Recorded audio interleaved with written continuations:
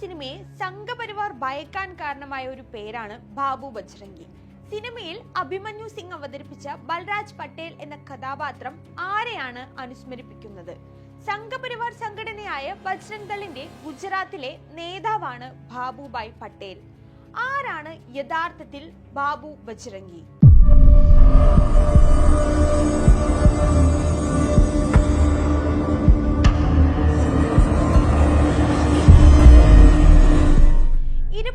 വർഷങ്ങൾക്ക് മുൻപ് 2002 ഫെബ്രുവരി 27 രാജ്യം കണ്ട ഏറ്റവും വലിയ ക്രൂരമായ വംശഹത്യക്ക് സാക്ഷിയായ ദിവസം.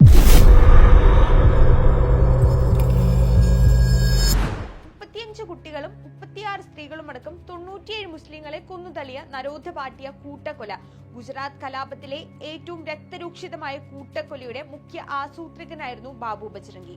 നിലവിൽ ജീവപര്യന്തം കഠിന തടവ് ശിക്ഷിക്കപ്പെട്ട് ഇയാൾ പരോളിലാണ്. മുസ്ലിങ്ങളെ കൊല്ലുന്നതിലും കത്തിക്കുന്നതിലും ഞാൻ സന്തോഷിക്കുന്നു, കാരണം അവർ ദഹിക്കപ്പെടാൻ ആഗ്രഹിക്കുന്നില്ല. ഇതിനുവേണ്ടി എന്നെ തൂക്കിലേറ്റിയാൽ പോലും എനിക്ക് സന്തോഷമേ ഉള്ളൂ.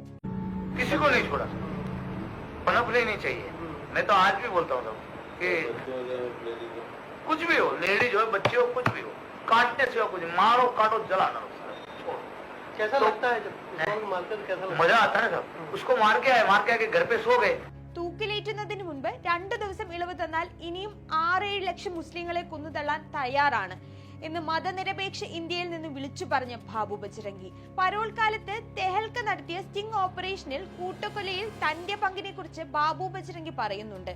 അവരെ ഞങ്ങൾ തുരത്തി കുഴിയിലാക്കി.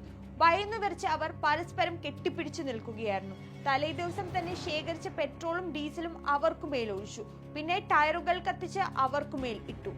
അവരെ കൊല്ലുമ്പോൾ എന്ത് തോന്നി എന്ന റിപ്പോർട്ടറുടെ ചോദ്യത്തിന് മറുപടിയായി ബാബു ബജ്രംഗി പറഞ്ഞത് ഇങ്ങനെയാണ്: നന്നായി ആസ്വദിച്ചു, അവരെ കൊന്നു, വീട്ടിൽ വന്ന് സുഖമായി കിടന്നുറങ്ങി. പിന്നീട് നരേന്ദ്രഭായിയിൽ നിന്നും സന്ദേശം ലഭിച്ചു, ജയിലിൽ നിന്ന് ഇറങ്ങാൻ ഏർപ്പാട് ചെയ്യാം.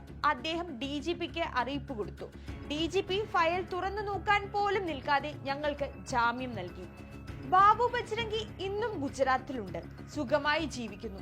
ആരോഗ്യ പ്രശ്നങ്ങൾ കാണിച്ച് ജയിൽവാസം ഒഴിവാക്കാൻ ബാബു ബജ്രംഗിക്ക് അവിടുത്തെ ഭരണകൂടം ഒത്താശ നൽകിയെന്ന ആരോപണവുമുണ്ട്. പൃഥ്വിരാജ് സംവിധാനം ചെയ്ത എമ്പുരാൻ സിനിമയിൽ ബൽരാജ് പട്ടേൽ എന്ന കഥാപാത്രമാണ് ബാബു ബജ്രംഗിയെ വീണ്ടും സമൂഹ മാധ്യമങ്ങളിലും മറ്റും സജീവ ചർച്ചയാക്കി മാറ്റിയിരിക്കുന്നത്.